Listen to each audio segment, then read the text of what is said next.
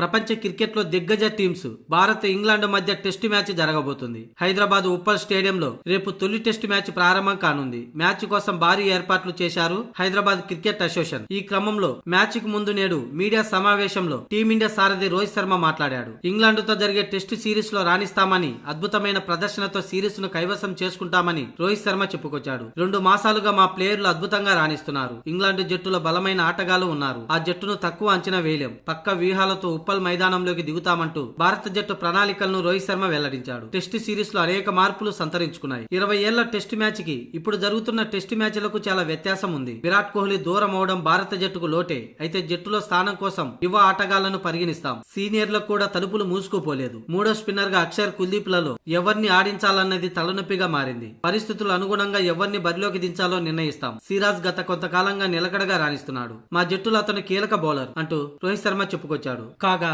Bharat England 5 టెస్టుల series లో భాగంగా జనవరి 25 నుంచి అనగా రేపటి నుంచి హైదరాబాద్ లో మొదటి టెస్టు, అలాగే ఫిబ్రవరి 2 నుంచి విశాఖపట్నంలో రెండో టెస్టు, ఇక ఫిబ్రవరి 15 నుంచి మూడో టెస్టు రాజ్కోట్ లో జరగనుంది. అలాగే ఫిబ్రవరి 23 నుంచి 4వ టెస్టు రాంచీలో జరగనుండగా మార్చి 7 నుంచి చివరి టెస్టు ధర్మశాలలో జరగనుంది. ఈ మ్యాచ్లన్నీ కూడా భారత కాలమాన ప్రకారం ఉదయం 9 గంటల 30 నిమిషాలకు ప్రారంభమవుతాయి.